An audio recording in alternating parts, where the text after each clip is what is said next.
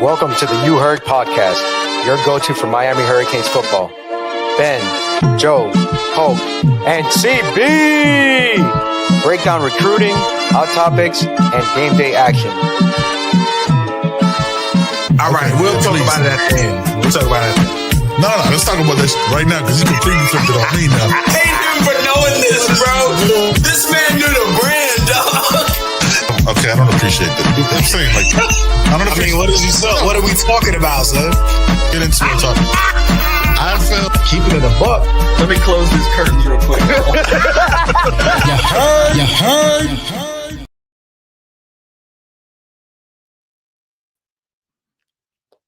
Ain't shit changed.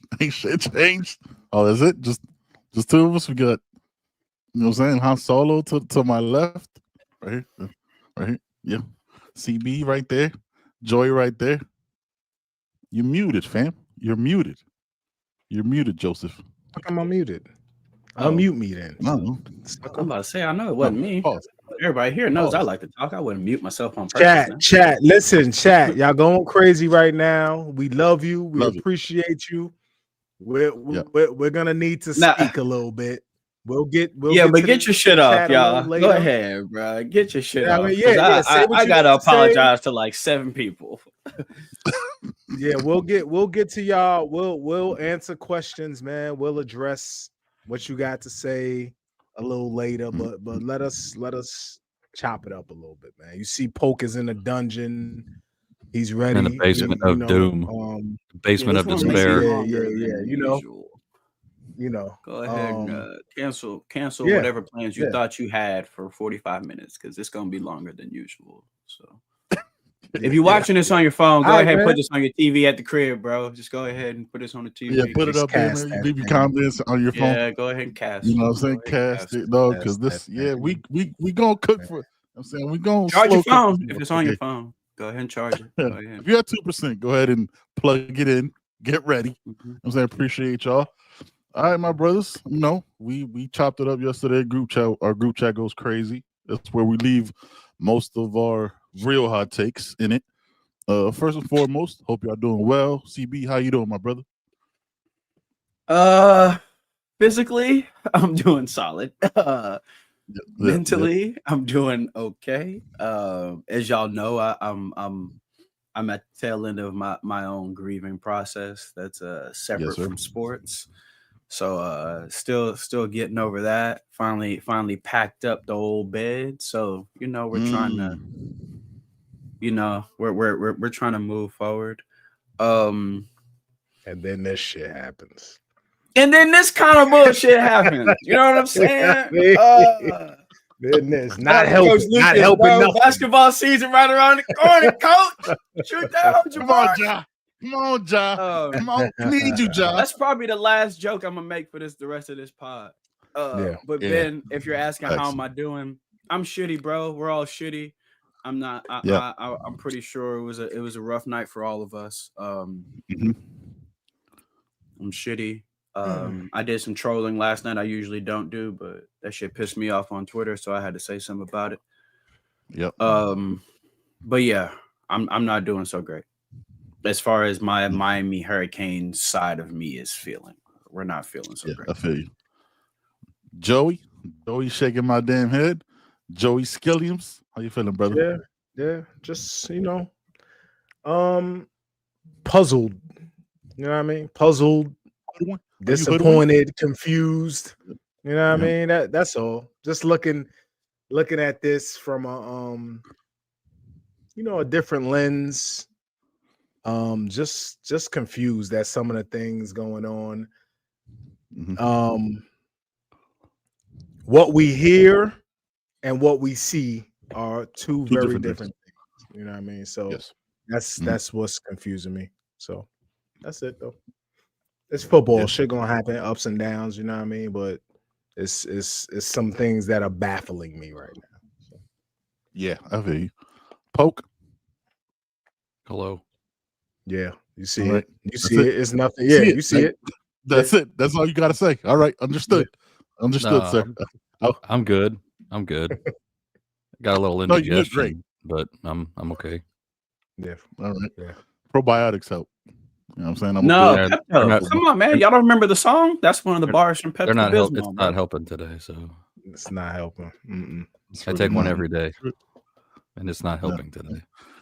It's not regulating anything. It's still stuck right there. It's just all right, fellas. How you doing, brother? Ben, how's the hair? How you doing? How are you? How's the hair? Yeah. You see it. Yeah. You see it. Okay. I don't. It's still there after yesterday, so that's surprising. Yeah. That's looks healthy. Looks healthy and bouncy and all that. Yeah. Hey man, shout out to my wife. You know what I'm saying, helping me figuring how to manage all this. Yeah, man. I needed to jump on yesterday to let it out, dog, because I just sat down in silence for like 30 minutes, 45, however long. I just sat there. My wife was like, yo, you need to do something. My wife was like, I'm not gonna hang around your ass. Like, you need to do so. I got on here, talk with my guy Lex and John, and let it out, as best I could to try to because like I just no entiendo, bro. Like, I don't comprehend, dog. Like,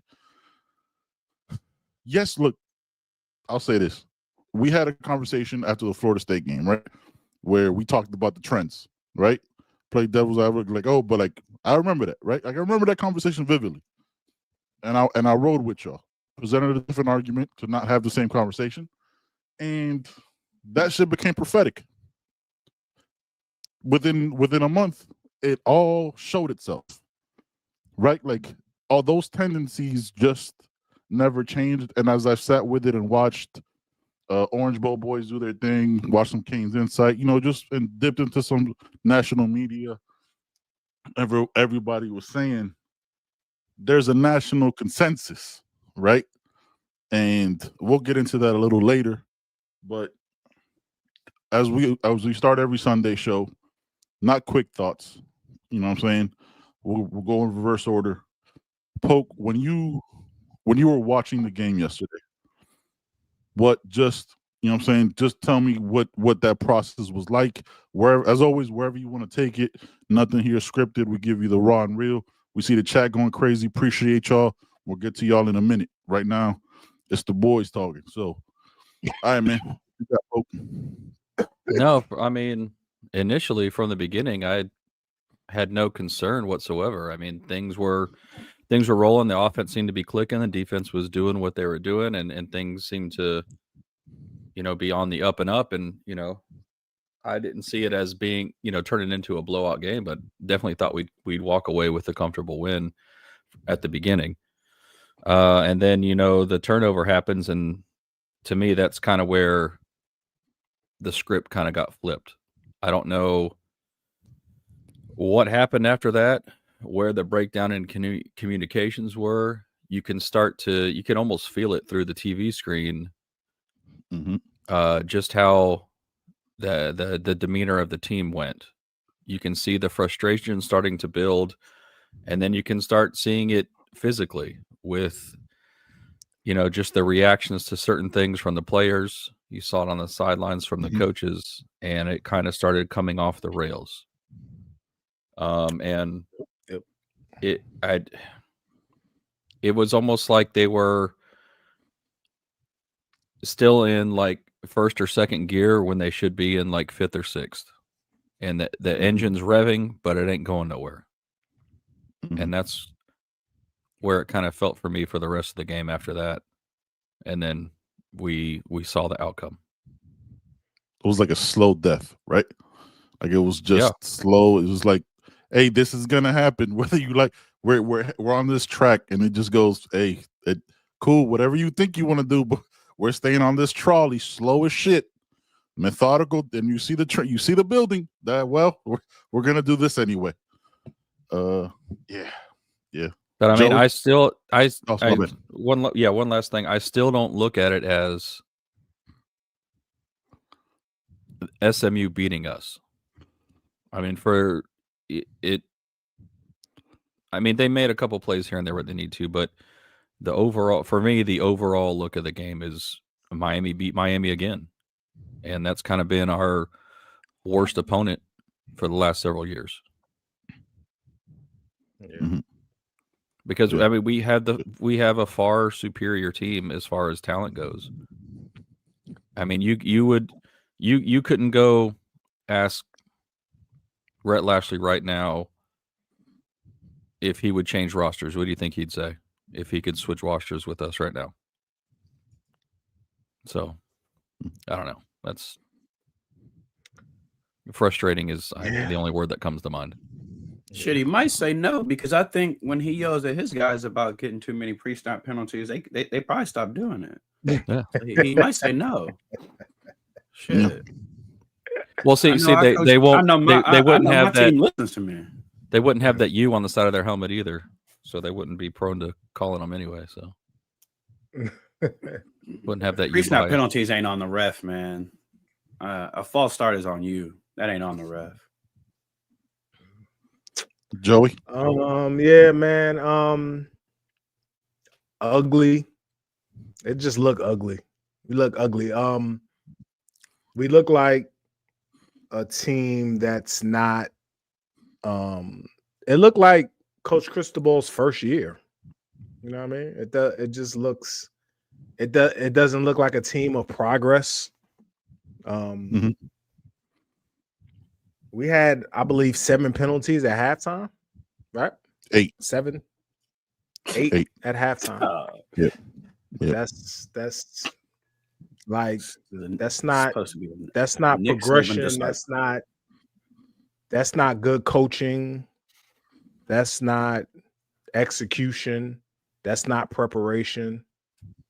And I felt that way the whole game. Even when the offense was moving, because the offense was moving, man. I'm gonna talk about it more. The offense was moving, like timely penalties, man, and you know the JoJo drop. That shit was a momentum little shifter. But regardless of that, the offense was moving at will for real. But it just looked ugly, man. It just looks like it makes me question what's going on in the building. It just makes me question what's really going on in that building. All the, we for ourselves. It's all about Miami. No outside noise. No rat poison. That shit look poisonous as fuck. It looked poisonous as shit in there. So I don't know. Just look ugly. The whole game look ugly. Self-sabotage like a motherfucker. Yep. CB? Too many times this year already, and just over the past few years, this team comes out looking very uninterested in playing football. Yeah. Too many times we're screaming, wake up.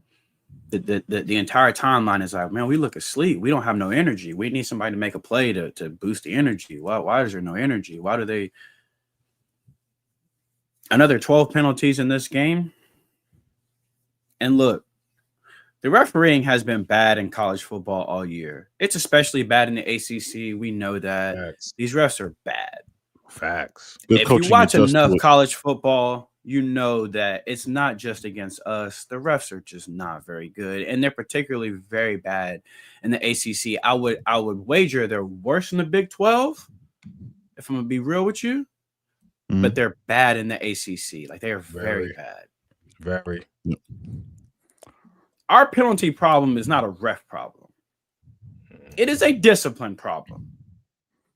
Pre-snap penalties are a discipline problem. That's not a ref problem. That's discipline. That's not really a calling card you would attach to a Mario Cristobal team. Is that they're undisciplined? I mean, he's all about discipline. So I'm confused. He gives me the vibe of like, if his team, the style of coach he presents himself as. Now, understand, I've never played under Mario. I have never attended a practice. I don't know how he structures his fucking practices. I live in Houston, Texas, y'all. So take all this with a grain of salt. But a coach like that, he gives me the vibes that if you come out looking lackadaisical in the first half or the first quarter, he's running the mess out of you the following week. He's sending a message. That's how kind of old school coaches are. They make sure you're not going to do that again. And here we are week after week saying, wake up. Like, why do they look asleep? This is week 7. This is week 7? 10. Like, 10. They don't, at times they look, and I'm going to say at times they look like a not very well coached football team. At times they lack energy. They lack discipline. The talent is better this year. This defense is better than it was last year. I love this defense. I do. We got some guys. I love the offensive line. I think the philosophy behind this offense and this offensive line and how to use them is a 1960s philosophy. I do. I'm sorry. I was pissed off when the statement was made a couple weeks ago that we're okay with winning games 10-3. Like, this isn't the fucking 70s. Mm-hmm. This isn't the 70s. Yes, it works just pushing the guys in front of you until you can't. Then coaching, scheming, that shit comes into play. Yes, it's okay to have an identity where we just want to punch you in the mouth. But sometimes you're not just going to be able to beat the person in front of you physically. So I'm confused a lot. I know what the chat is calling for. I know what a lot of Twitter is calling for. I don't know if I'm there yet,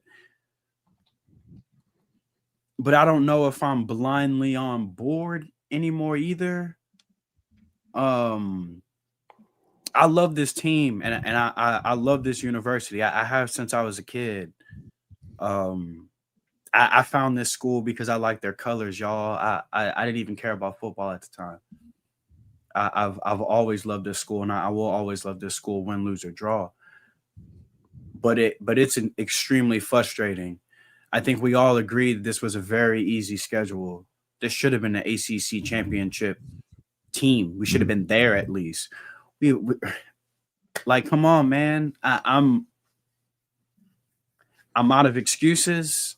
I'm out of benefit of the doubts. I'm out of moral victories. I'm out of all of that shit. And I'm just frustrated. I love this team. I like guys on this staff. I love guys on this staff. But I'm a Miami fan. I was a Miami fan before they came here. I will be a Miami fan when and if they leave. I love this school more than I love any individual coach that is on this roster. I'm not calling for no one to lose their job. I don't think that that's the solution. But I don't know the solution. I just know that it shouldn't be this where we're at right now. It shouldn't be this. And I'm sure we'll dive into it more, but that's my initial thought. Yeah. I think yesterday was the first time. I know we always say we don't know what's going on in the building. I think yesterday was the first time that we saw cracks outwardly, that there's clearly something that's not being received in the building.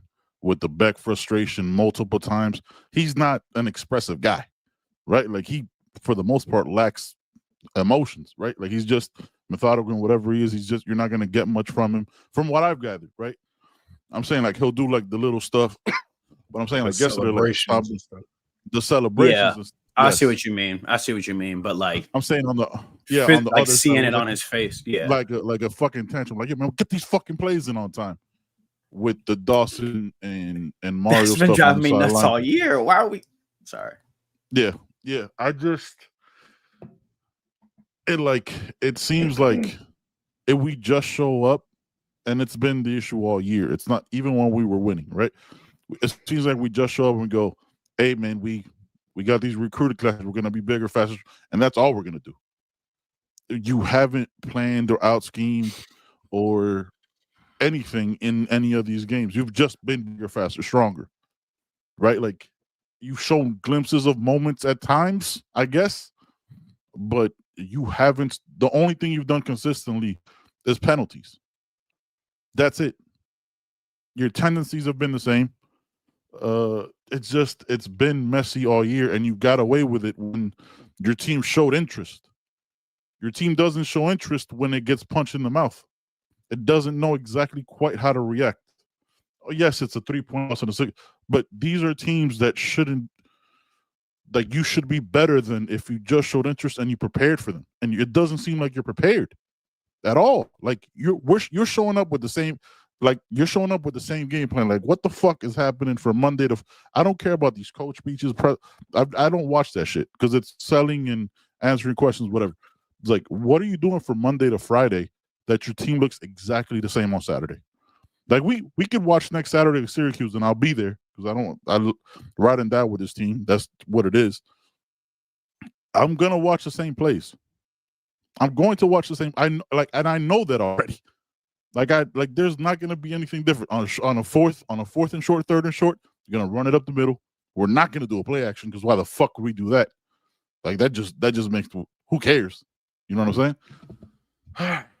It's just frustrating, bro. Like, all the Rhett Lashley shit after the fact. He's the winner. He could talk his shit, all that stuff. Whatever, man. Do whatever the fuck you want to do. But it does. And I said it yesterday, and I want y'all thoughts on this. And Poke, we'll get to your thing in a second. Like, it just seems like all the energy is used in recruiting, and that same determination and fuck y'all, I'm getting your best player doesn't carry over to the season. Like, it's two different like. One's Cristobal and one's Mario, and he doesn't know how to merge those two because his energy in recruiting is different. You see it, right? We see it. That shit does, like, that's just like on Saturdays, and that preparation for game week just isn't there. So it's not just Saturday. You don't show up with the same penalties year over year and the same issues, and it's only Saturday because that's a 3 hour. Like, there's a whole bunch of time in between that. Y'all played football. You know what I'm saying? That I'm looking at it like the military. Like, if you're not prepping for the op, and when you're in the op, you're fucked. It doesn't matter it doesn't matter what happens. Like, if you bullshitted and you're like, yeah, man, yeah, it was a PowerPoint, whatever, yada yada, and you're there in the op and shit is getting real, and you're not ready. It wasn't the op that was the issue. It's Monday through Friday, so everybody goes, oh, Saturday, fam. What the fuck are we doing? We all know. Poke knows, Joe knows, CB knows. We know how we're going to run the game every single Saturday. So what's being done different? Now, Steve Kim, that Poke brought up, did have a breakdown. So I want to make sure Poke reads this, and I want y'all thoughts on it. Well, I mean, I'm not going to read the whole thing because it's pretty lengthy. If any of you haven't seen it, he makes some very good points, and it kind of changed my outlook on some things that I either just refuse to look at or refuse to believe or just chose to ignore altogether. I don't know. Yeah. But his insight was kind of spot on for me, and I'm sure some people relate. You know, he brought up a good point with me, and one of the thing is with, and we've all had this argument with the coaching staff and how the game day approach has been. But the way that, and CB already alluded to it, it's not the 1960s. It's not this, the 50s, 60s. It's not old football anymore. It's just not what it is. And you can't win games that way. So he brought up the point saying about how the approach is, the pace, the tempo, the spacing, the game management. It lends itself to Miami being in closer games than they should, regardless of the talent advantage. Yeah, right. It's almost like, and he goes on to say more things about it. It's almost like they're scared to take shot plays. It's like you just have to work, get methodical first downs. You have to use the entire clock. You gotta go first down, get 4 yards. Second down, get 4 yards. Third and short, get a first down. The next time, and it's the same thing over and over and over. There's almost no tempo behind it. And it's almost like every game has to be a 24-21 game or a 10-7 game. Those are, I mean, you can be okay with that every so often because you're going to come up against a team that's going to match up well with you, and it's just going to be a dogfight. And if that's the case, that's the case. Yep. But when the talent level is this much greater, there has to be a point in time where you just have to absolutely come out and exert your dominance over teams. Put your foot on throats and just go balls to the wall the entire game. Don't try to slow the thing down. Speed that shit up. Run more plays. Run up the damn score. Make them have to stop you. Who was it that said it? Jimmy Johnson. Hey, they don't want to celebrate and don't let us score. Mm-hmm. You know, it's gotta there's got to be more than just being a physical football team, and it's getting to the point where there's no adaptation to what's happening. We've seen a few glimpses of it here and there, and the more and more I've had to think about it, and the more and more I've watched this year, and I refuse to believe this for the longest time up until recently, and it's pretty indicative of the last few games. Last year was almost an anomaly with the offensive coordinator we have now, because Cam Ward was Cam Ward, and he's who he is, and we saw how the offense operated under him, and so many things were hidden that Cam was able to do to hide a lot of the inefficiencies and the deficiencies in the offensive scheme we have now, because of what his playmaking ability and what he was able to do. We don't see that type of. I get it. We have a different style quarterback now, so it's not going to be the same. However, you're not seeing any of those shots. You're not seeing the exciting pass concepts or the pass trees, or like the passing game has seemed to like take a dip with me. And we have a quarterback that can make every throw. I mean, I don't know if he's gun shy. I don't know if he's shell shocked because of the 4 interception thing. It just seems like it's like trying to run through quicksand. You just can't get anywhere. And it's almost like they're playing scared football. They're scared to make a mistake. And when you're scared to make mistakes, usually what happens is you're going to make even more mistakes because you don't want to do something that you think you might make a mistake at, but then you end up screwing that up and making an even bigger mistake. I used to tell this when I coached my high school boys in baseball. You can't play scared. You can't be worried about making a mistake, because all that's going to do is get in your head, and you're going to make an even bigger mistake later on. Or you're going to be so focused on not making a mistake that you don't make the play in front of you and execute it properly. Mm-hmm. So it all comes down to the coaching style and being able to adapt. So for me, I think the clock for me on Dawson has really sped up, and I hate to say it because I like the dude, and we've alluded to it. CB's alluded to it. Joe's alluded to it, with Cam Ward hiding a lot of the inefficiencies, and it's really coming to light for me now. And having reading some of these posts, some of them dissertations, if you will, about their thoughts on the games. Yeah. Yes. I've really kind of, just let it kind of sink in and really start to think about it. But I don't know. It's just frustrating. I mean, Mario is good at a lot of things. Recruiting, being a motivator, a CEO type of guy, somebody that people like and can get along with and want to play for, because he does have that. He does have a passion. But there's other things where he's just not good at, and I don't think with what's in place, those issues are being addressed. So, well, we mentioned that when he first got hired, that because he's not a coach of any side of the ball, his assistants are gonna make and break him. You have to. He, in particular, has to have good assistants. You know, right? What I mean? And I think when Dawson came in, look who he was replacing, and look at the offense that was before he got here. So bringing him in, the first year he's there, right? Yeah. This is what his fourth season now. So you give him kind of a little bit of, the offense is going to look much different. Yes, the talent level that was inherited wasn't what it is now. So you kind of give him somewhat of a pass on the first year. It's like, okay, let's give him another year under his belt, see what he can do. Did okay. Enter Cam Ward. Now the guy looks like a world beater. So you almost have to give him another year after that. Well, here it is. and we're going back to year 1, year 2, which is a Sorry, problem. y'all. We need to boot somebody here. Do it. Princess Kate 207. Ben, Do it. can we please? They Is got it a a bot? swastika as their shit, Was and it they're dropping racist stuff in the chat. At 534. Probably. Oh, right? get the heck out of here. Yeah. Come on now. Let's see it. Keep going. I'll find it. Nice profile pic too. Yeah. Fucking idiot. I got him. Thank you. Okay. All right. Sorry, y'all. Grandma's Trash. Jewish. It triggers me. Trash. Yeah. Understandable. Right. Fucking garbage. Poke. Were you done?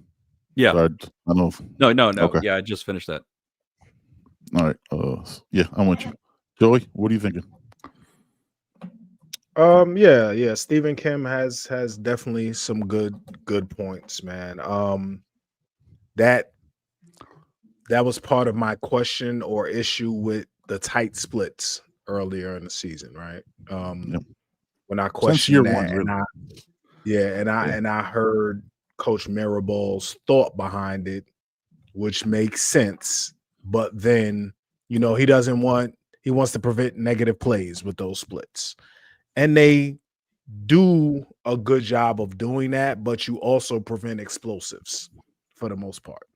You're not explosive with those tight splits. And understanding now, I didn't hear them say they're cool with winning games 18-7. I didn't hear that comment. No, I didn't. So I guess it was a Mirabal saying they comment. said that. It was 10-7. Yeah, I think he was like 10-7. I didn't hear that either. That's just what it looks like to me. That's what I was saying. Yeah. Well, no. Apparently, that's what was said. No, it was actually said. Yeah, it was actually said. Yeah. But I think he's saying if it comes to that, I'm cool with winning 10-7. Or but the problem is, it feels like they are scripting games. It feels like they're striving for that. Yeah, that's my problem. Yeah, like that's the goal. Like the issue, when it's time to go like Carson Beck, man, listen, he has his deficiencies, right? But you spread that thing out, man. You go empty 4 wide and let that boy just sling it. I think things will be okay. He can do that. He has that skill. But if the game plan is we're going to win 24-20, right? We're not going to do that. Yeah. Tempo, this may not be popular, man, but I don't think this game plan offensively was bad at all. Like, we point to the 4th and 1s and the 3rd and 1s. I don't like the timing of the play call. If it's 3rd and the clear 2, tendency. Yeah, and you plan on going for it on 4th and 1, let's get a play action. You know what I mean? Because you're going for it anyway, right? Mm-hmm. If it's 4th and 1, throw a little play action, get to the flat real quick, something. Yes, I've never liked that. That's just stubborn to me because we have the O-line. So your thought is every 3rd, every 4th and 1, we're running that bitch. If we can't get, I know the thought process. If we can't get 1 yard, we don't deserve to be here. I do that shit on college football 26 all the time. 100%. I say that. I say that. I say that to the screen. I can't get 1 yard, motherfucker. We don't deserve this. If I can't get this shit on varsity, I'm talking to my computer team. Like, listen, motherfuckers. If y'all talking to the center guard combination when I know it's a dive. If I don't get this yard, you two motherfuckers. Y'all don't get this shit. We just don't. Y'all just don't want to win this. You know what I mean? The way editing a player works is I will take your attributes down and put your backup's attributes up, and now he's the fucking starter. For real. So I understand the stubbornness of that. But when you see all 11 in the box, my guy, like you gotta, you gotta be a little, you gotta do a little something different, man. Yeah, but other than that, the rest of the game plan, like Dawson was cooking the rest of the game. Like there was some shit that was happening. Like the running concepts, he was running outside, he was getting guys outside. Yeah, the pass, like there were people open, man. You know what I mean? Like there was some drops. Salute to Keelan Marion, matter of fact, for having a big game. He did big his thing. shout out to you, Zero. Yes, because I've been talking shit. He so kept us in the game for real with some big catches. Real. Big after third that down kickoff catch. blunder. After that kickoff, Yeah, that blunder. shit was dumb as fuck. I was mad at that. Yeah, I was mad. Yeah. But he had a great game. He did, and we've been on his top. Yeah, Great but that it's just stuff like that that boggles me, that puzzles me. I think Coach Dawson is trying. Like he's trying shit. There's been new shit every week. He's trying things. I'm not gonna hold you. Carson Beck. The offense. Say it. Just say it though. It's just us. He's 205 people watching. He's been brought in for a reason, right? And to win 24-20. Yeah, he's not. Joe, you tiptoeing. Do it. Yeah, just say it. I just don't know. He didn't have a bad game. Let's not get into. He didn't have a bad game. Of course, the JoJo interception wasn't on him.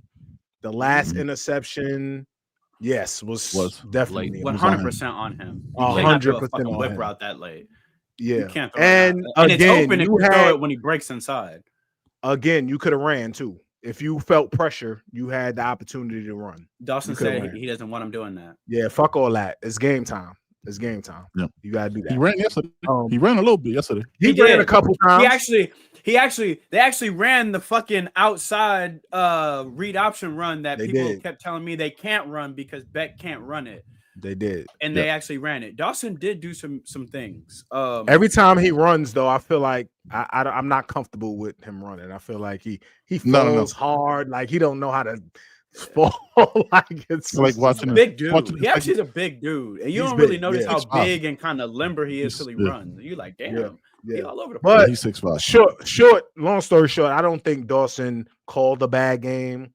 I think sometimes the execution was bad. On the 4th and 1 with Marty Brown, he didn't go the right way. It. Like he missed it. Yeah, he missed it. And that's what was Dawson's frustration on the sideline. That was I think that's another issue that a lot of people are finally starting to catch on to. Our running back vision is garbage. It's terrible. Yeah, it's not terrible. Yeah. It's absolutely awful. If the hole is not right, if the hole is not right in front of them, it's hard with those tight. It's hard, and it's hard with a zone blocking scheme. You're going to guess wrong sometimes. It is. That's why a lot of times you don't can do that because you need a smart running back that is going to guess right, that is going to pick the right hole. That's why sometimes the play is 36, the play is 18, the play is you in this gap. Because I may not trust your ability to find the right one. I think, Joe, there is something to Carson Beck not being a good quarterback for this offense. I don't know if he's a good quarterback for our situation. I couldn't get it out. One of the things that frustrates me about him is, and I talk about it in the chat every week, and not this chat, our chat. And it's not something that is easy to get over, but he creates pressure for himself. Mm-hmm. Normal quarterbacks are not used to having as much time as you are going to have in this pocket. We saw it last year. He's had plenty. Here every week.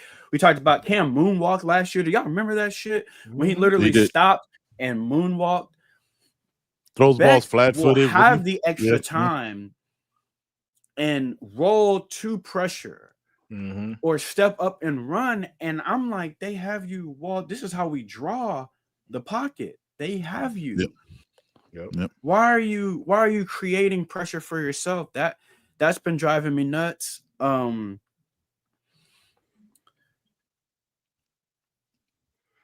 I know the sentiment is Mario doesn't allow his coordinators to cook. If you talk to some Houston fans, they had some of these same issues with Dawson. They had, Yep. Oh, people are going way had back Dawson's and pulling posts. they pulling pulled it. a Yeah, lot they of had shit, it. yeah. Y'all remember? This is where I They live. had those in the tuck. Yeah. There was a lot of people. There was a lot of people. So I've been Here's getting the- DMs. One I've been second, getting CP. DMs. There was a lot of people waiting for these moments Oh yeah. that, you know what I'm saying, To bring orange it and out. green. That, yeah, what, like, yo, let me get this confirmation bias off. I wasn't gonna say nothing, but now that I got proven right, let me show y'all when I would have been right, because I could have been right. They had Like, him sitting that's up there a in lot that of that- warming tray under the warming lights like you would at the cafeteria, ready Yeah. to just pull that bitch off and serve it. Exactly. Like, if I- you're gonna I get your am- shit off, get your shit off. Because we're here every Wednesday and Sunday. We talked about the shit y'all tweeting about now a month ago. Like, that's the. I mean, like, get your if shit you- off, if- though. Go ahead, y'all. Get your shit off, and we fine we with just it. lost the But fucking don't SMU. wait. So everybody get your shit off. Yeah, everybody get your shit off. It- Let it rip. Let it When go. FSU loses, y'all, we get our shit off. So that we gotta allow these motherfuckers to get their shit off. They gotta get their shit Yep, off. I ain't got Exactly. shit. I ain't got nothing to say, Hammering- man. If Florida I got lost to nothing. motherfucking Albany A&T, we would be getting our shit off. So they gotta get their shit off. Let them go. Yeah, let them go. 100%. But my frustration I love it. with Dawson has always been the Jekyll and Hyde, like the A&M tape versus like there's things from Dawson I've seen that I'm like, where is more of that? I don't know if he just has spurts of when he can cook like that, but his offense is what we have seen. You are who you present yourself as, by the way. So at some point, I would like to put this on Mario, but this has to be somewhat of Dawson's philosophy to some. Some man. I want to give him a pass, y'all, but at this point, I can't. I can't. I'm 'Cause he's sorry, still a I grown can't. man I've that makes his seen own great decision. things from him. I have. I've seen things where I'm like, oh, that play was beautiful, and it's not always plays that work. There's times when plays don't work, but you see what he was trying to do with it, like the Marion drop last week on the RPO. I said, oh, he cooked. He absolutely cooked on that one.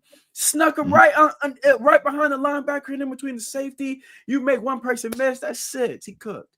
We didn't execute there. Yeah. Because I'm not in the building, I have to judge Mario as a head coach from what I see that I expect my head coach to do. I have to judge the offensive coordinator as an offensive coordinator and what I want my offensive coordinator to do. Judge defensive coordinator the same way. I don't know how many Sundays I could defend a man who continues to do the same shit I complain about on Saturdays. Yep. I mean, I think it's easy sometimes to scapegoat coordinators. Last year was clearly some injury in there because, I mean, But then again, the talent level, we didn't have this talent level in the secondary that Guidry had last year. Nope, sure did.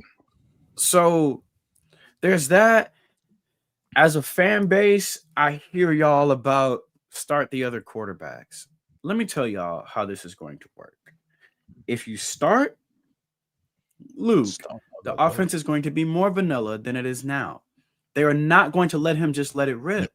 Y'all don't know what you're asking for. This is a coach that is okay with 3 yards in a cloud of dust. So if it's a true freshman quarterback, it will be 3 yards in a cloud of dust. It's going to be Emory versus Clemson.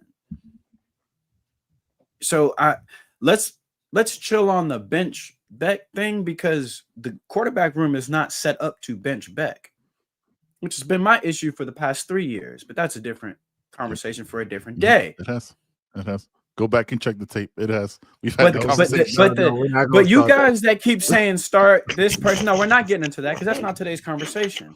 That's this fucking off-season's conversation. But you got sometimes as a fan, I get it. We're all erratic. Like we are. I was saying don't play that motherfucker at receiver at all. He had a great game. Sometimes you just can't listen to the fans. Yeah. You cannot bench 11 right now because we're not set up with the guy that can come in and give us our best chance at winning. Our best chance at winning football games right now is still with Carson Beck at quarterback. I'm not saying that to say I'm a Carson Beck fan. I think he's a great quarterback, or I think he could have led us to a national championship this year. I'm telling you that the way the depth chart breaks down, the best chance for us to win football games this season is for Carson Beck to start. Anyone saying anything otherwise, it's just some emotion that's left over from Saturday. And I'm not throwing no smut on you for that. We're all pissed off. Yes. So I get it. I get searching for a solution. But if we're just talking ball, that ain't the solution. It's just not. If y'all want to have revisionist conversations about what should have been the goddamn solution, my DMs are open. But this is also not the podcast for that today. Mm-hmm. I don't know the answer, y'all. I really don't. I don't know if we're going to see more variety now that we haven't seen it.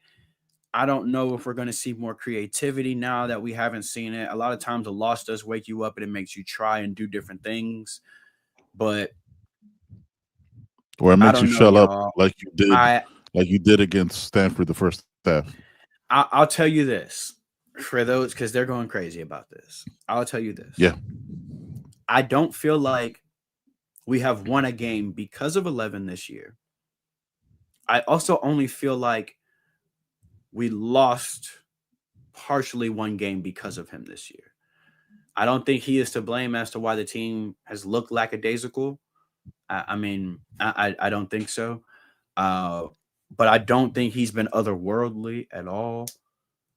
I don't know the fix, y'all, but I do know that it is frustrating repeating and saying the same stuff week after week, having the same conversations week after week, pointing out the same shit week after week. I mean, I get it.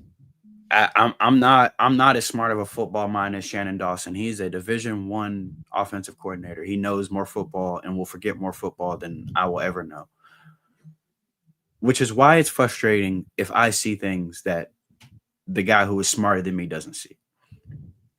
Mm-hmm. And that's where fan frustration comes in. Because if I can see shit from my couch,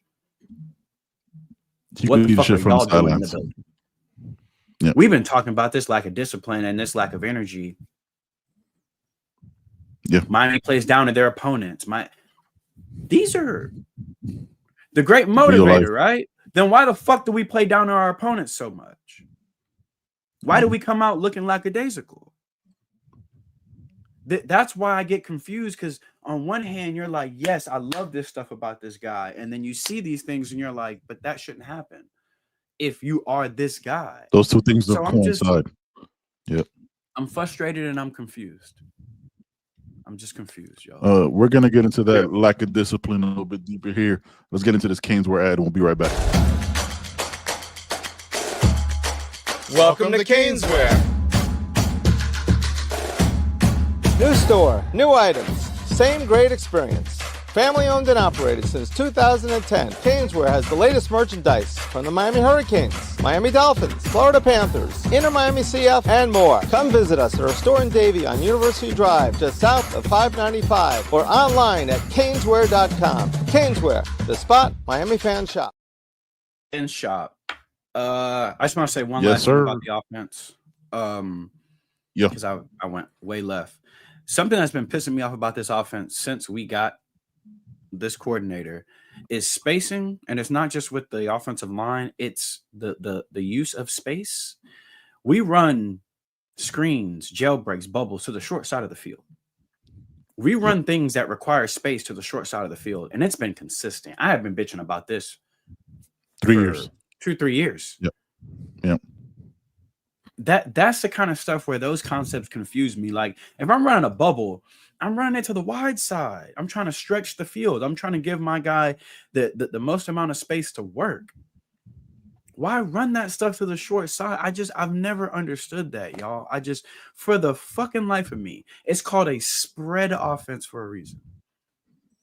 So why would you run these concepts that need space to the short side of the field? Even a jailbreak to the short side of the field makes no sense. Everyone's flowing back to the inside, and I'm jailbreaking back inside, and they have a shorter route to run to get to me. None of that stuff makes sense to me, man. I don't know. I don't know, but he's smarter than me apparently, and I don't know ball because do we want to run the option with Carson Beck? I don't know. Yeah, that's smart. That's what he said. That's smart. 27 King says plenty of opportunities was in there. The passing game. What you think about Georgia not getting another target after the drop led to the INT? We got some. We gotta have some more. We gotta have more than three pre-snaps penalties, and the game and stick with them. Penalties, dog. Penalties. That question though. I've heard somebody was talking about that earlier. About JoJo not getting another targets after that.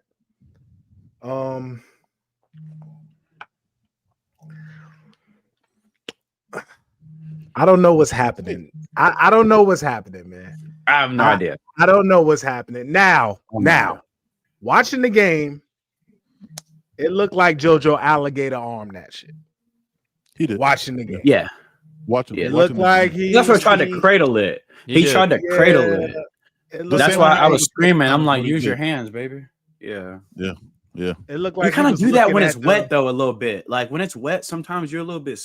It looked like he was looking at the safety. It looked like he was. You think so? Trying not to get hit. Like the safety was a lot closer than he was. That's what he thought. Yeah, and he wasn't right. If he makes the catch, he wasn't. He makes the catch, he's gone. He's good money. Yeah. So I don't know if that was part of the decision. But when we say targets, he was in the game. We don't know. We can't second half though, right? On a screen or something like that. Yeah, he got a screen. He got a screen that didn't go anywhere. The same thing, short side of the field. But I think people are saying like from the first half he had, you're supposed to force feed him the rock.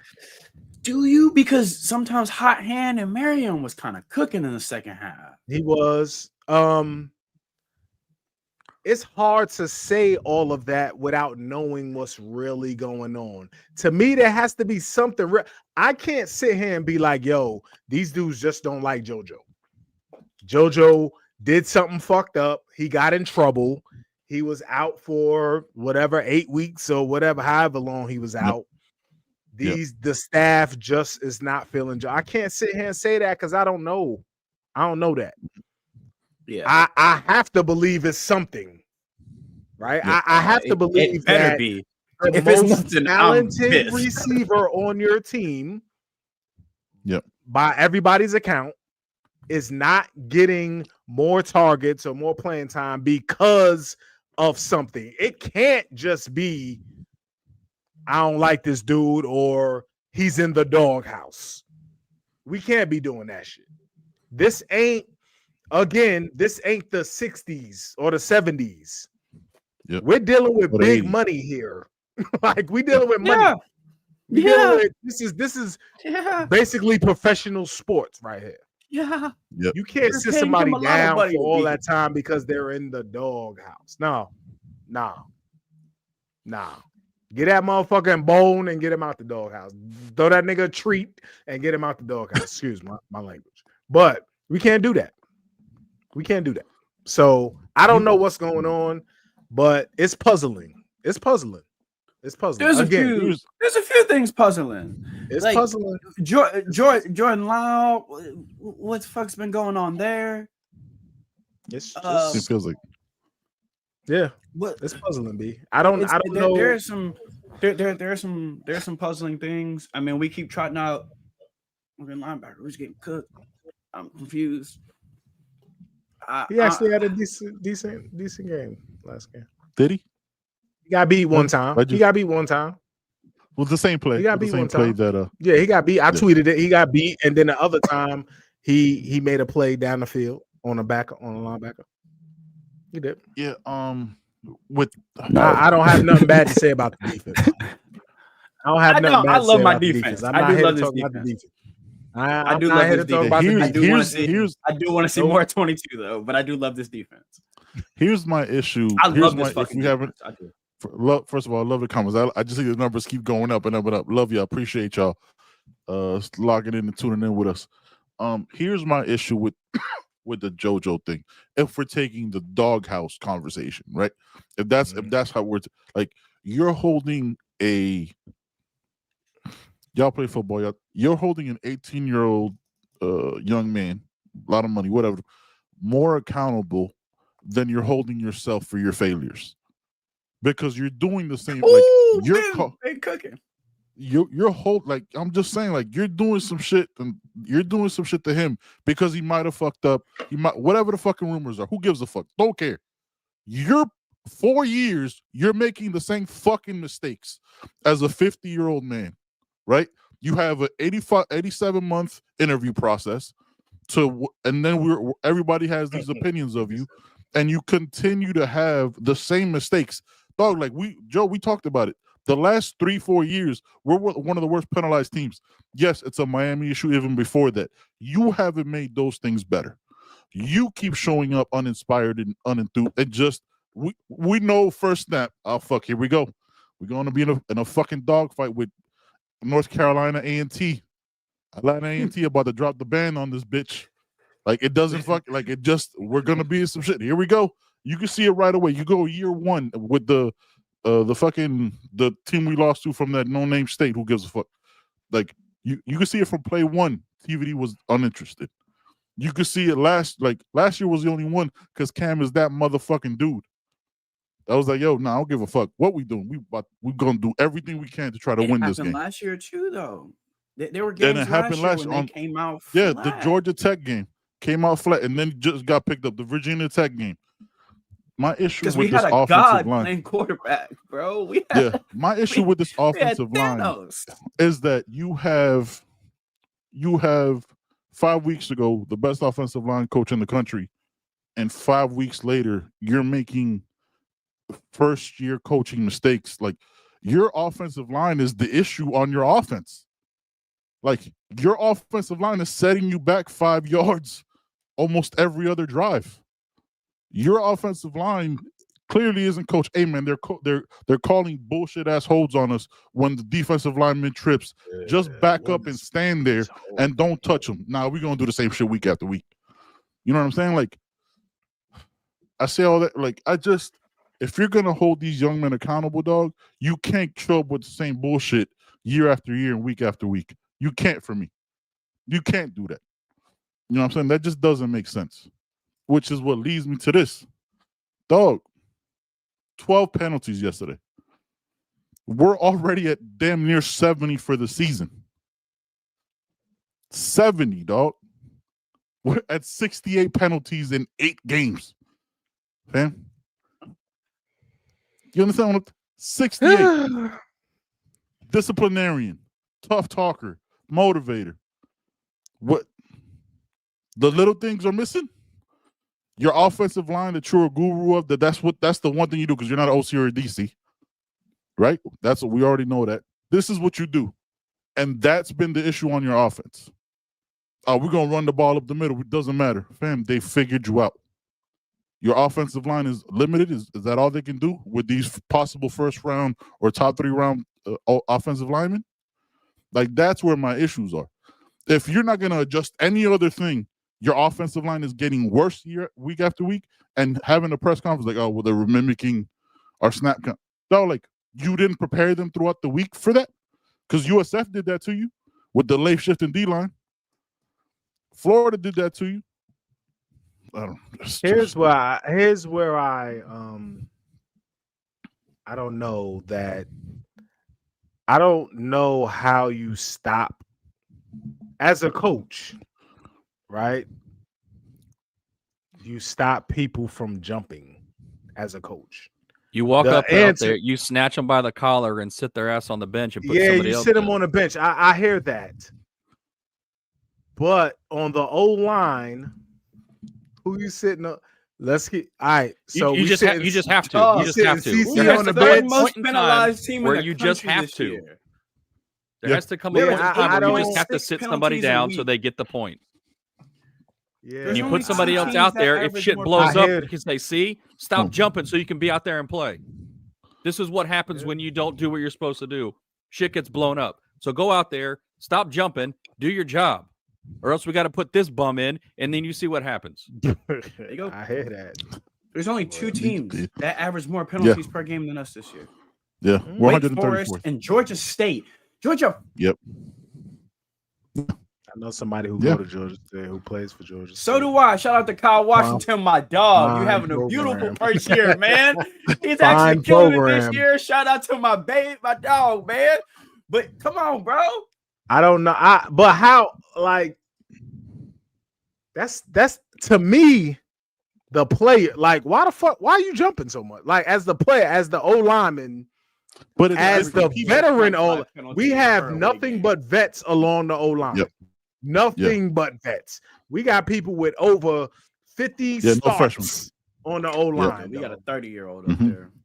Like, what are we doing? What are we doing? Like, I don't know. I don't know, man. I don't know. Yeah, I don't know. Because the penalties are not the penalties. Other than that, are questionable penalties. Like the holds, the holding, right? Where the O-line CC sits on top of you, throws him down, right? Yeah, that's not a holding, right? But they called that on SMU as well. They did. So I don't know if that's the only hold they called. Yeah, I don't know if that's a new thing or what, but that's not a holding. And the D lineman is tripped falling into you. That's the other thing. Like the D lineman is falling into you. What you're supposed to just not touch him in a contact sport. I have to let you allow you to get up to rush my quarterback. I don't understand how CC falling on top of him is a hold. He's not like I don't know. I don't know. Y'all see the Ollie Gordon one from last week when Ollie Gordon tripped attempting to do a block? Yes, and they called tripping on him. Yeah, they called tripping. Yeah, egregious. Yeah, it's crazy. Reffing is just bad. But the pre-snap, it can't happen, y'all. It can't happen. It can't happen. It can't happen. But what the fuck? What do you do? Like, aside from sitting the whole starting O-line, what? Listen, I swear to God, the next motherfucker get a pre-snap penalty is sit next to me the rest of the game. You might as well hand your helmet to the fucking equipment staff. Hey, so as a matter of fact, if we don't have time for you to ride, I'm going to have them find me a fucking wood plank so you can sit on it. Hey, start. So you actually do ride pine for the rest of the game. Start tapping those pockets. They're getting paid to play. That's what you do. You fine them. They're getting paid, right? I right? don't know if you can. I hear you. I don't think that's in anybody's contract, but it's not. Depending on where your NIL coming from, Mario may say, "Hey, I want to take a couple hundred out that check," and Adidas may say, "The fuck you will." I'm gonna hand him what I'm gonna hand him. Yeah, so you might not be able to do that. You heard a kangaroo court? Yeah, it's a thing. Yeah. I'm just saying. Yeah, I don't know if that. Whatever happened to the locker room police in itself? Like, that's what I'm talking about. That's led by somebody like this. Is a team led by somebody like this supposed to goddamn y'all? If we have, he don't got to bring that. Might need to bring back that. Oh, yeah. That's what I'm talking about. That's what I'm talking about right there. A coach, when it comes to pre-snap penalties. Yeah, I could run your ass the week. Yo, we got 12 penalties. That's 12 gassers. You know what I mean? I could do that shit the whole week. But yeah, we've been doing that shit. We run anyway. What the fuck? That shit ain't nothing. We gonna run whatever. Where's the players? Where's the internal? Where's the beasts? Where's the beast inside the locker room? Where's the leader inside the locker room? Who's the leader? Who's the leader in that? Like, how does this continue to happen? Yeah. Thursday, Friday night, if you didn't got pre-snap penalties, you have a different type of curfew. Because I know it's Miami, Florida, and I know you want to go out at night. But you had 2 pre-snap penalties last week. So if I check them up in the dorm room and you ain't in there by 8:30, you ain't playing this week because you got a special curfew because you can't start fucking up on the field. So you don't get to get it on. Let me go up there and find out motherfucker ain't in their room. 4th string. Room. apartment, house. Biscayne, I gotta drive all the way to Biscayne. I gotta You gotta hit Brickell. I gotta. You know what I'm saying? You gotta go to the 32nd floor. Yeah. Never mind. Yeah, you can't do that in today's day and era. You can't do that. You can't do that. Yeah, I gotta see if your Ferrari's in the driveway. Yeah, you can't do that. You know what I mean? You can't do that. You probably can't even get to the G-Wagon is there. Hey, because a person like me, the second I leave my condo, hey, if Mario come by, don't let him up. He don't pay the rent. You gotta buzz him in. You gotta buzz don't let him up. Right. I was bought by Calvin Klein. If y'all let him to my room, you have a problem. That's you can't do that. Absolutely, can't do that. But I don't know. I know it obviously it has to be fixed. Obviously, because here's my thing: we like 8 deep on the offensive line. I'll pull you. Yeah, I will pull you. But the thing is it's different. It's Markel Bell, Samson Okunlola, McCoy. Like it's different. CC a couple times. You know what I'm saying? Like it's been everybody. It's been when it's everybody, it's coaching, dog. Like when it's everybody, like if it's one guy, hey man, number whatever the fuck, we're gonna need you to sit down, clearly some shit we still need to work on. When it's everybody and there's no adjustments, it doesn't. I don't know how, you know what I'm saying? Like we know on Saturday we're gonna go, hey, there's another fucking false start. Hey, there's a snap infraction. Hey, there's a hold. Like, hey, CC, if you fall on this guy, they're gonna call a hold on you. So don't do that. Just, you know what I'm saying? Whatever, like make adjustments to that to show coaching, because it's the same mistakes. And that's coaching and that's leadership. Like, and and the leaders on the O-line. Where's Coop at? Right? Like, the fuck, man? Like, y'all all have over 40, 50 starts. Joe said it. Yeah. And this isn't there's nobody on training wheels. To that point, appreciate you, Last Kings. Look, we'll move it to other situations. Polk, you playing a team in baseball and somebody done grounded to third. He lollygagging, not running it out because he thinking this an easy play.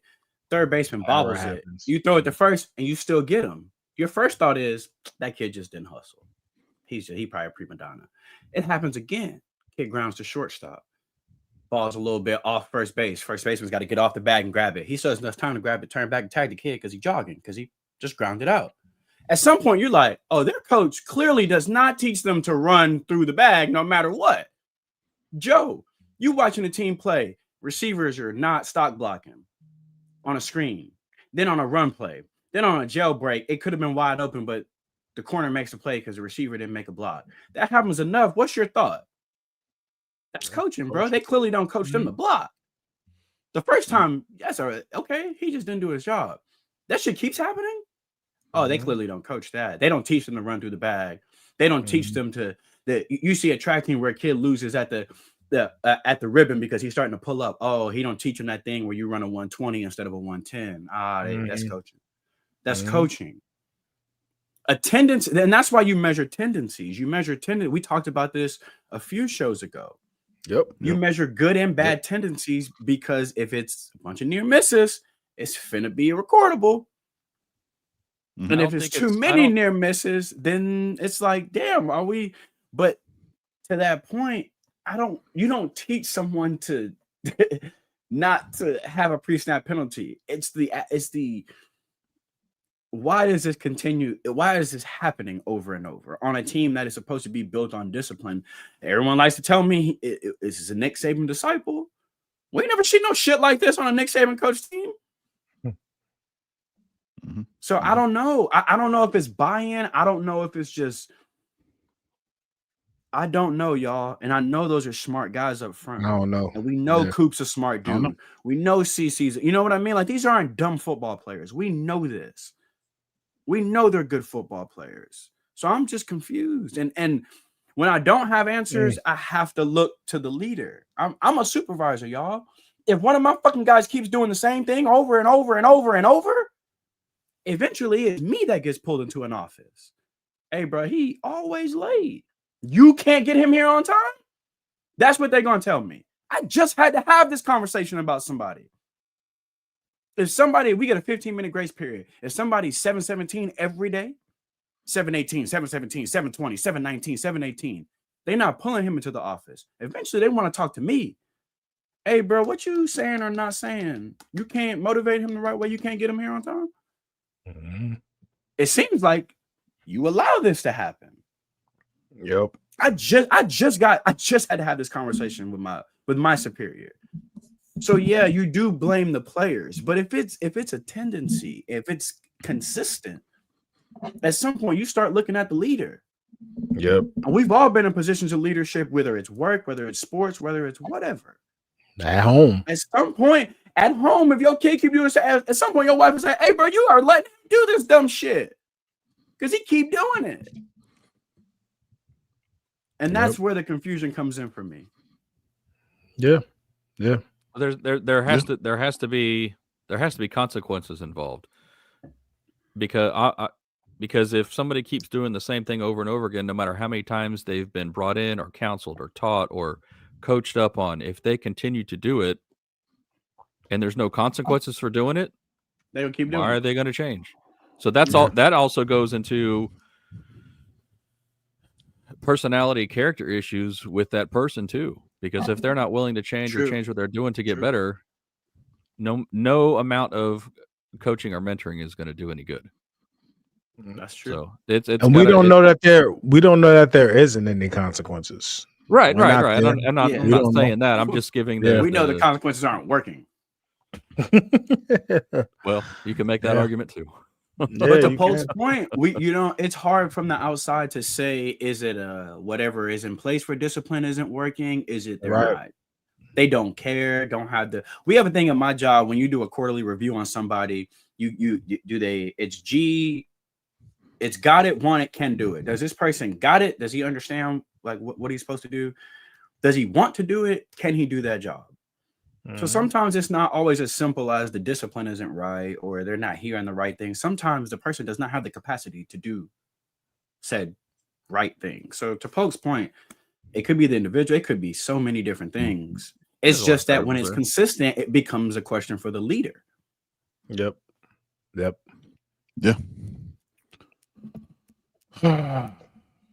Just you want to get into some of these. I know we got mad questions. Yeah, let's get into it. I'm going to give you the consolidation of it. Fire Mario. Everybody's to blame. I'll ask it right now. Yeah, it's been. Well, let's discuss why we don't fire Coach Cristobal right now. Right? Yeah. Who the fuck you hiring? In the middle of the season. Tell me about who you hiring. Who you hiring? Who you getting? Who you getting? Tell me that's not a good enough excuse. I don't like that excuse though, because if he isn't the right guy, then you have to move on. The real reason they're not firing him is he has a fucking $60 million buyout. That's why. Yeah. Well, I don't know if the boosters back somebody else as much as they're backing Mario. Do we lose some of that? It's also about what it's also about how he's raised the floor for talent. 100%. It's 100%. Also about it's also about. I mean, I guess we have to actually argue culture, right? Because has the culture changed? Yes. Maybe. Seems like it's changed for the better. Is it as good as we maybe want it to be? That's a question that we may have to answer towards the end of the season, because you start to see the real what a culture really is built of when it hits adversity. It's easy to have culture when you're winning. Yeah. After this. But okay, with that. We got two. We're on the verge. We should finish with another 10 wins. Yep, that's 2 10-win seasons for the first time in 20 years. In 20, he has to get a pat on the back for that too. Yeah, he got it. That has to mean something. I know it's not what we like, or we definitely should be in the ACC championship or the playoffs. You have to be in a dance, because the money's gonna dry up when you're not bringing the money in. The playoffs bring money in. You know what I mean? That you got to get it. You got to get an ROI, right? Return on your investment at some point. Yep. Mm-hmm. Got to. Yep. At some point. So, I don't. Especially when you start dealing with brands, because they want whatever they're bringing to you to be showcased. Left the year before. Like let's remember timelines too. You know what I'm saying? Rhett left the year before he got hired to SMU. Like, it's not. That was a different time. Coaching offer, which is what he wanted to do. he got what he left wanted. on good terms. He wasn't fired or Yeah, anything. Well, I don't know if he likes. I don't know if he likes the people that are still here. Though. I don't think he likes the people that are still here. He owned one. He different. But come on, y'all. Let's not get crazy. If somebody asks us to hire the Broyles Award winner, I'm about to lose my shit in this chat. Yeah, we don't. That is true. We tried. Mo, that's not a. I hear that comparison, but different time. Dabo in year, you said year 7 and 8. 7 or 8, I Dabo, don't think he remembers. Right. I don't know what, but the resources and the backing that Coach Cristobal has in the transfer portal, nah, man, that timeline moves up. That timeline moves up. It's not. It shouldn't be 7 years. And I don't think anyone was saying natty or bust this year, but we should have been in the ACC championship game. Yeah, you shouldn't be losing to SMU, who, by the way, lost. My frustration is they lost 9 starters on defense, right? Yeah. You shouldn't be losing. Yeah. You shouldn't be losing to that. Yeah, my frustration it's easy to game it's plan not because we're not going to win a national doing. championship this year, y'all. Yeah. It is fuck. Yeah. We can't make an ACC championship game, and with this schedule that everyone said was, we undefeated with this schedule. It's the easiest schedule you could possibly have. This is the easiest schedule. Yeah. You're about to fuck around and have SMU and Pitt or some shit in the championship again. 2 teams that nobody gives a fuck about. Keeping it a buck. Yep. Nobody cares about that shit. When I walk downtown Charlotte during the ACC championship time, the streets are empty, man. Nobody cares about that shit. Yeah. Facts. It sucks. Yeah. It sucks. This was a really good year for us. It was set up nice. The ACC is kind of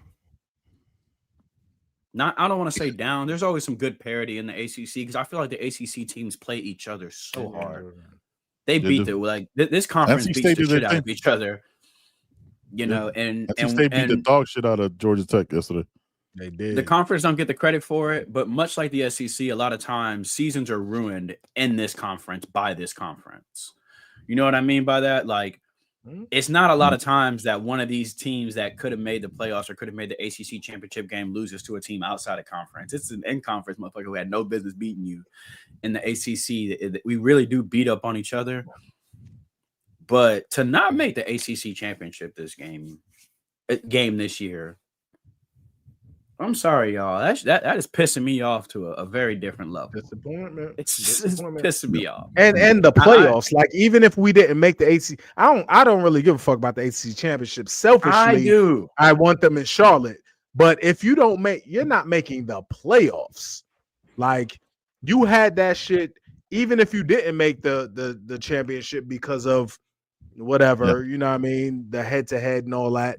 You're not making you still could make the playoffs. Let's keep it about. You still could. Mm-hmm. We're ranked number 18 right now. You have a chance. Win out with all the people that are losing and shit that's happening right now. You still could. You should get in over Notre Dame.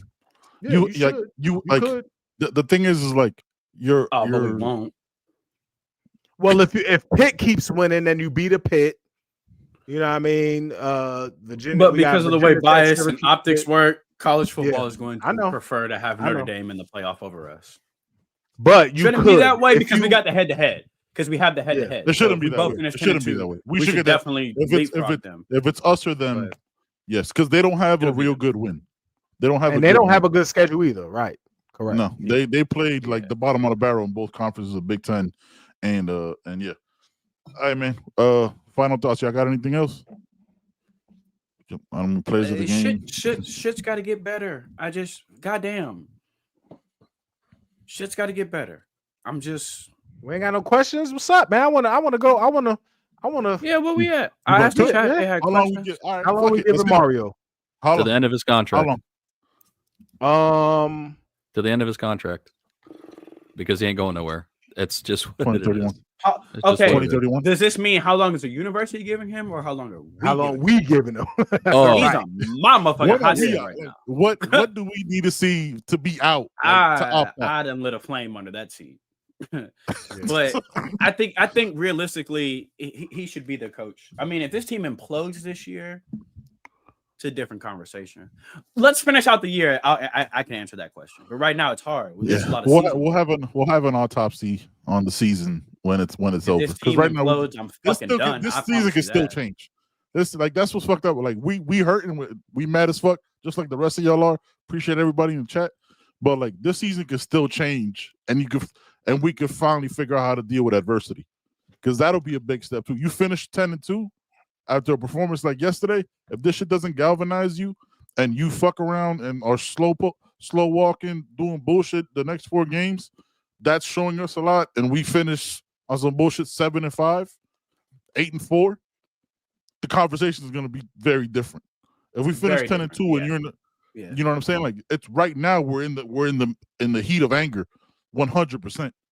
You know what I'm saying? If you're going to test his culture, you have to allow it to go through adversity. If the question is going to be his culture, things like that, then you have to see how it responds before you say how long you're going to give him. I mean, this is adversity we're facing now. So he finishes 10-2. You can't say his culture isn't strong, because that means they galvanized, they came back together, and they went on a run. So talk to me at the end of the season. If the shit looks like it, if the shit continues looking like this, I'll have a different answer. I promise you that. It's bigger than record for me. I think I have to see some change from him.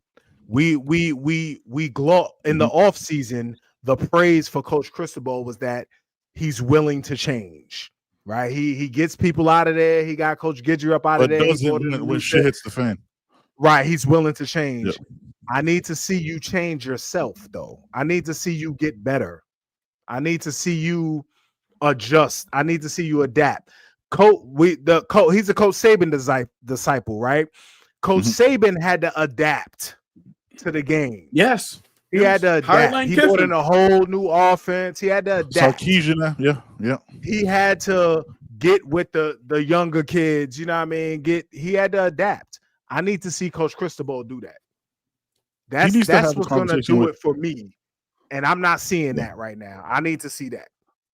He needs to have a conversation, go back and have a conversation with Nick Saban and understand how he changed. Because Saban was old as fuck when he, you know what I'm saying, like when he started the process of changing and becoming a different coach. Because he was offense, you know what I'm saying, like big time running game, all that shit. Like the thing is, he didn't change. He did change a bit because he actually let his offensive coordinator cook, but he was still Saban.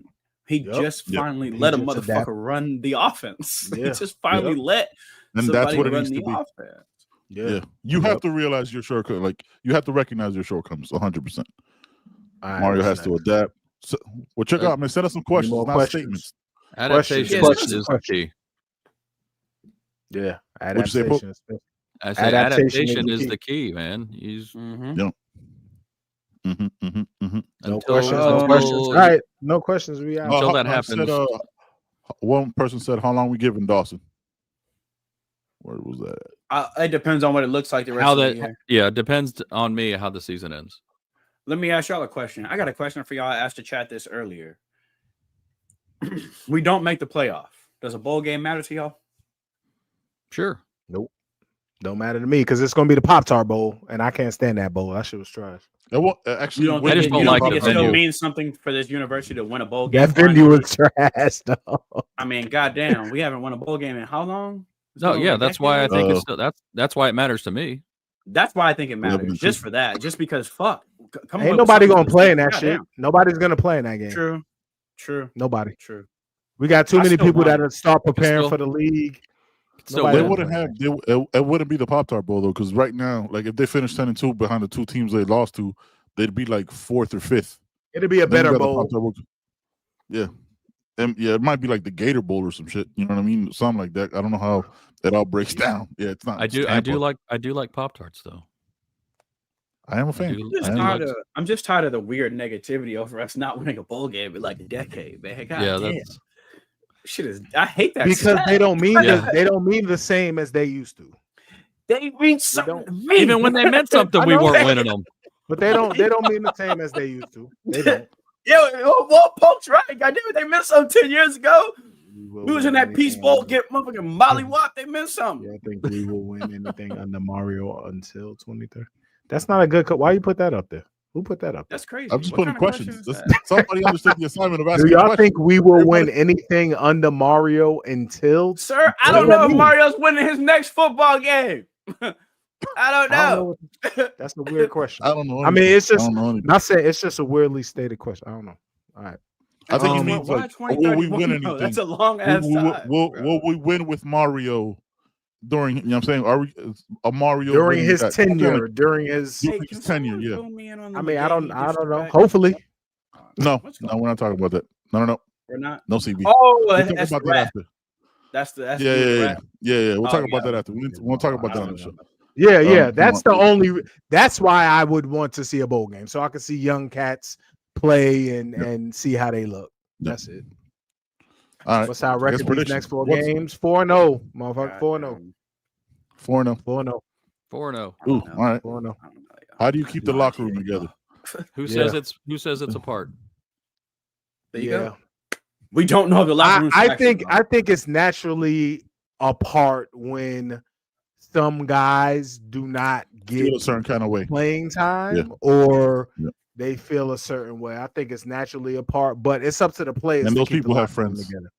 There has to be leaders in the locker room. A coach can't fix this. Yeah, it has to be. Coach it has to be leaders. Yeah. If you've ever been in a locker room or a part of a team or whatnot, it don't matter what the leader says when he comes in. When he walks out, you still go back to your groups or whatever. So we're not saying it is because we are not in that locker room. If it is shattered, that has to be fixed internally. Mario can't fix that. I mean, he can inspire. He can set a culture on. I want my guys to actually be friends, do things outside of the program together. Talk through your issues. Blah blah blah. Be there for each other. You can set that. But if there's issues, I think we've all been in a situation where someone has had to step up and say, "Hey, like, why y'all two still beefing, bro? Like, what is that bullshit about?" Yep. It has to be somebody. It has to be a person. Yeah, and we're not saying it's like that, y'all. We don't know that the locker room's like that. As the coach, though, I do have an air out session. Yes, big ass air out session this week. I don't think that's his style, though. Today should have happened. All your grievances. Step to the middle of the joint. We in the IPF. We're in the middle of the IPF, and we're having. Yeah, I need that. Doing that shit. Y'all know goddamn well he not doing that. Who? No, I don't know that. He don't strike me as the kind of coach. I need it. I need that. No, that's gotta be. That's gotta be. Maybe he doesn't you as the kind of coach that would do that though. I don't know. I don't know that. He kind of strikes me as that talk when spoken to, stay out of grown folks' business kind of coach. Well, I mean, even if it's not him, then you got other coaches.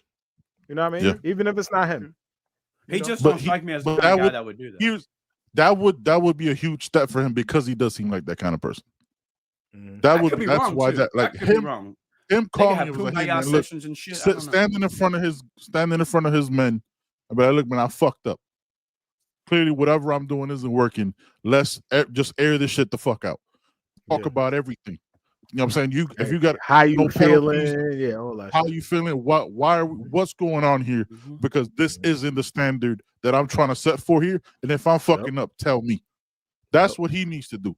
It's not who gives a fuck like what we say. Like you need to stand in front of your guys that you recruited, developed, rode for, brought in the transfer portal, all that shit. Because transfer portal shit is business now. It's not look, they're only here for 6 months.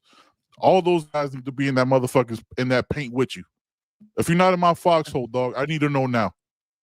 I need to know the fuck now. Because all that other shit is cool, whatever. You know what I'm saying? You go to your brickle apartment and all that shit. I need to know who in here with me for real. And I need y'all to know why is it that you feel that I'm not in there with you? What have I done to fail you? Because that you got to be accountable about that shit. all the time. Like it's cool, but like, I'll fire this guy. Like, yo, you're the mainstay, right? You're the fucking lightning rod. You're the temple of this. You're the totem pole of this shit. What are you doing that's wrong? You need to be accountable to your guys, just like they're going to be accountable to you. Because you can't sit them in the doghouse. And I'm going to say this shit again. You can't sit them in the doghouse making the same fucking mistakes. You can't, because you're fucking up too. So they're looking at you like, dog, another fucking false start? Dog, like this is on this 12 fucking penalties, and I'm sitting here on the bench and I can't fucking help the team. But we're allowing the same shit to happen. You know, we don't know. And I'm hoping it already happened. Honestly, I'm hoping it happened today when they got back from Dallas. The reason I say that is because we remember the famous "Come get your kids." Yeah. But we don't remember the famous "Why does your kid want to be come and gotten?" Yeah. Why does your kid want to be come and gotten? That's why I don't. That's why I'm saying that. Yeah. You feel me? Why your kid want to leave? Now, this ain't that situation though, so I don't want y'all to think, well, this ain't. That was a different Mario kind of. That was a different situation. Yeah, but he don't strike me as a type that's like, all right, y'all, let's talk about our feelings. He don't strike me as that kind of person. I could be wrong. It need to happen. I could be wrong as shit. It need to happen. Yeah, he just don't strike me as that kind of guy. He don't. My dog says that doghouse is 15 stories. His doghouse got a backyard. You know what I'm saying? Sometimes, though, to his credit, sometimes his doghouse protects that player from the public. There are times when Mario has put him up in the doghouse and they got to transfer out, and then we find out why, and it's like Mario was protecting him. Mario, he does that. You know he does that. Yeah, he does that a lot. We have seen that with a few players where we like, oh, there's a warrant? Like, what? Players and coaches. So, he comes out after the fact. He does a lot. There's a lot of he does believe in that everything must be done in-house. He don't be throwing people under the bus crazy. He don't tarnish these kids' public image, and a lot of times if he said some things, it would tarnish some images. So Mario does care. He does care about these young men. He does, and we know that. You know what I'm saying? We hear how he talks about them. We hear how they talk about him. We know he cares, and we know a lot of times he's cryptic because he is making sure he's not tarnishing a kid or a kid's potential in the future. So sometimes that doghouse. I want to talk about this one. I want to talk about this. That wasn't. They weren't mad at each other though. They were just both angry. They weren't mad at each other. Dawson wasn't yelling at Mario. He was explaining to Mario why he was angry. Where the fuck he should have gone. Like he was. Yeah. That's why he went like this. Like he wasn't even mad. No, like, Dawson was angry, but on the shoulder. Like, at Mario. Right. He was just angry, and he was just venting to Mario. It looks bad. It looks like he's yelling at during games. It's crazy. Man, but he wasn't really mad at him, and Dawson had a right to be mad there, right? I mean, I think we can all agree. Yeah, he had a right. Frustrated for sure. Yeah. 100%. We can't act like we blow up, and then if they see somebody do something they're not supposed to do, they're not supposed to be frustrated with it. Yeah, he's human. We get mad as fuck as fans. You think they don't? I was mad at Marty. So yeah, Shannon should be mad at Marty. I was mad. Yeah, I was mad. I was mad at Marty in the fucking overtime. Hey, you see this right here, dog? Like, you see this? It's a fucking on ramp, motherfucker. If y'all have heard some of the stuff I said about Carson when he threw that pick, y'all. God damn, you cannot throw a whip route that late. Like what? That was late as fuck. He fucking right after the break. It has to be let go, and it was open after the break, but it wasn't his first read. That's why he threw it late. He was coming off his first read and back to Malley. His first read got tackled in the back of the end zone, which is what happened. I think his first read was left though, because it looked like he came back to Malley. No, his first read was right. His first read was right, and then he went to Malley. I think he went right because his read got tackled. I forgot who that was on that side, and then he went to Malley, and he still pumped it and still threw it late. He should have just thrown it out of the back of the end zone, and you know what I'm saying? Whatever. Yeah. Right, once I squirrel back inside right after my break, you got to put that ball on me. You can't throw that late. Yeah. All right. Final thoughts. Poke, you've been quiet. I feel like you feel like 8 Mile. You know what I'm saying? Patiently waiting for a track to explode on. What are you feeling, man? I'm fine. I have, just a final thought on not just this last game, but kind of like the whole situation and kind of the course that this season has taken. So it's just a little statement I put together just so I could keep my thoughts in line. But so I've ridden with this program for over 30 years. I was here when Miami didn't just play football. We actually defined it. When other teams stepped on the field, they already knew they were beaten. When swagger wasn't a slogan, it was the standard. I've also lived through everything since. The rebuilds, the promises, the next year speeches, the revolving door of coaches who were supposed to bring it back. The hope that gets sparked just to burn out again. And after a while, you don't react the same. The highs don't hit like they used to, and the lows feel somewhat expected. It's not that I've stopped caring. It's that I've cared for so long that the emotion comes out different now. The fire's still there. It just burns a little quieter. I show up because the program is part of who I am. I don't wear orange and green because it's easy. I wear it because I remember what this program is capable of being. But being a Miami fan isn't about settling. The standard here has never been good enough. The standard is greatness. The standard is fearlessness. The standard is the you. I'm disappointed because I still believe. I know what this program should look like. I've seen it. I've lived it. And I'm still waiting for this team to remember who they are supposed to be. I'm not going anywhere, and I know you guys aren't either. The loyalty is permanent. The belief is still alive. It just might be a little quieter. I'm here. I always will be. But the excuses are done. It's time to play like Miami. Not just in words, but in attitude, in preparation, in every snap. The standard is the you, and it's time to start acting like it. That's it. Well said. I got nothing else. Hey, y'all be good. Let's wrap this bitch up. That's our closing statement. Oh, that was beautiful. By the here, way. man. Like Forever, seriously, dog. that was absolutely beautiful. Motherfuckers fucking love it. All right, man. Y'all be good. Be safe. We'll catch y'all. We're gonna be this Saturday. Should be read to the team, y'all. That was fucking beautiful. I'm tipping that shit. Fucking beautiful. I want to play this week. Let's go. We out. Thanks for watching. You heard. Thanks for listening. We appreciate y'all. You already know every Wednesday, 6 o'clock. You already know every Sunday. Right on time. You already know.